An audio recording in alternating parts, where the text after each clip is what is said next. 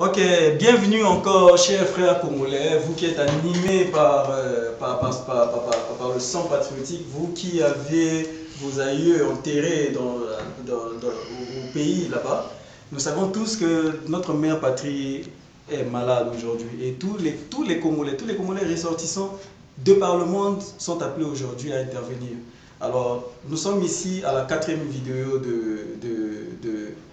de la réunion dont les Congolais se sont rencontrés aujourd'hui. J'ai à côté de moi le frère Jeff, que vous avez tantôt peut-être déjà vu. Alors, le frère Jeff va essayer de nous faire un briefing de tout ce que nous nous sommes dit ici à la réunion. Alors, frère Jeff, bonsoir. Bonsoir, mon frère. Vraiment, vous êtes chrétien. Je le répète encore, c'est un frère qui est vraiment un frère chrétien, mais qui aujourd'hui se sent appelé, il se lève avec toute sa famille pour intervenir, pour parler et aujourd'hui pour soutenir de loin, dans des milliers de kilomètres, mais nous voulons tous soutenir main dans la main notre pays, notre très cher, beau et riche pays en péril aujourd'hui. Alors, frère Jeff, essayez un peu de nous faire, dites-nous pourquoi nous nous sommes rencontrés aujourd'hui, ce soir, et pourquoi, et essayez d'expliquer nos frères congolais les raisons. Donc, je vais commencer par dire ceci. Il y a un proverbe ou une expression qui dit qu'on est mieux, on peut être mieux que chez soi. Voilà, on peut vraiment être mieux que chez soi. Nous sommes ici en Australie, c'est parmi les meilleurs pays du monde. Mais nous pensons que nous serions mieux si nous étions encore chez nous, dans notre pays. C'est pourquoi nous sommes en train de prier nuit et jour pour que les choses marchent bien dans notre pays, pour qu'un jour nous pouvons même rentrer au pays. Nous sommes ici, nous n'adorons pas Dieu comme nous l'avons fait au Congo. Nous sommes ici, nous avons laissé nos églises au Congo. Nous avons besoin d'être là, adorer notre Dieu avec joie, chanter comme on l'a fait, comme on était au Congo. Mais malheureusement, les choses nous ont forcés à venir ici. Et puis, un message que je peux lancer à tous les Congolais ou dire à tout le monde, c'est-à-dire la nature nous enseigne. Si vous lisez la Bible, vous qui lisez la Bible, notre Seigneur Jésus nous demandait de tirer des leçons par la nature, en voyant la nature. Vous voyez par exemple ici en Europe, en Australie ou dans des pays européens, nous avons 4 saisons. Vous voyez? Il y a des fois où il fait très froid, on appelle ça l'hiver.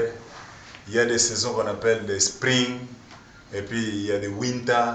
C'est comme ça que Dieu a créé la nature. Et puis, tout homme averti peut voir qu'il y a un vent qu'on peut en d'autres termes appeler un autre temps pour notre beau et cher pays. Ouais. Et puis, nous croyons vraiment que Dieu est en train d'agir pour la libération du peuple congolais. Et puis, nous félicitons notre Dieu parce que c'est lui qui fait ça, qui est en train de réveiller, de créer un éveil dans tous les Congolais qui ont depuis longtemps eu leur front courbé. Aujourd'hui, à travers le monde entier, ils se réveillent pour faire quelque chose pour leur pays.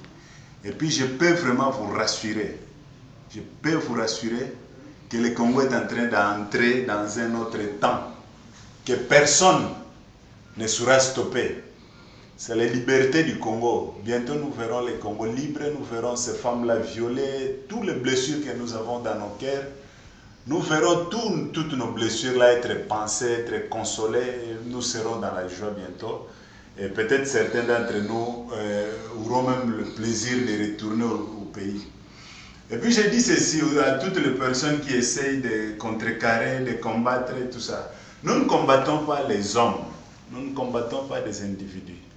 Mais en tant qu'humain, vous pouvez voir ce qui se passe dans le pays. Beaucoup de gens parlent seulement de l'Est du pays, où les femmes sont violées, torturées, ainsi de suite. Mais moi, je pense que la plus grande souffrance qu'il y a au Congo se vit dans la capitale. Ouais, c'est dans la capitale, dans notre capitale, où il y a des phénomènes de gens qu'on appelle les Kuluna, il y a des Chege, il y a des choses incroyables à Kinshasa.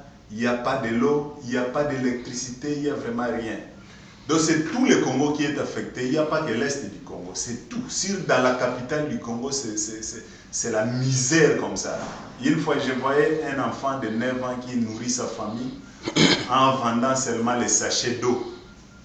Vous voyez, c'est très regrettable. C'est pourquoi nous nous sommes levés, nous ici en Australie, pas pour affronter les hommes, non. Nous voulons seulement faire passer le message à ce gouvernement de l'Australie pour faire quelque chose pour notre pays, pour aider un peu le Congo, pour demander aux tueurs, aux gens qui tuent, qui massacrent, qui pillent le Congo, de stopper. C'est pourquoi nous avons organisé une marche pour les 11. On va marcher les 11, pas contre des individus, seulement pour demander au gouvernement australien de tourner un peu le regard vers le Congo, de jouer un peu de son influence qu'il a au niveau des Nations Unies pour que les massacres stoppent. Et puis aussi, en ce temps où nous approchons des élections, nous voulons aussi parler pour que les Congolais puissent élire librement la personne qui peut gouverner notre pays.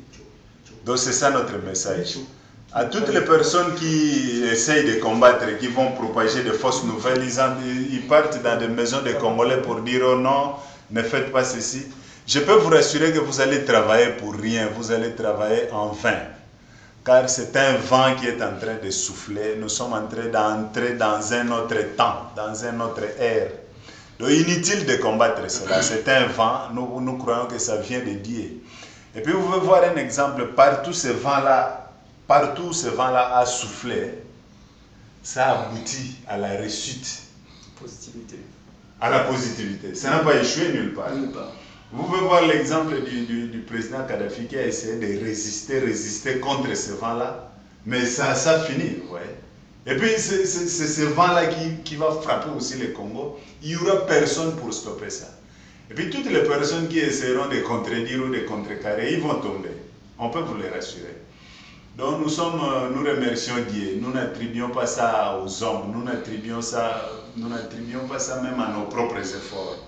Nous pensons que c'est Dieu qui a créé l'humanité, c'est lui qui agit. Parce qu'il ne nous a pas créés pour que nous soyons dominés par d'autres hommes. Il ne nous a pas créés pour être condamnés à la misère. Il nous a condamnés pour vivre en paix dans la joie.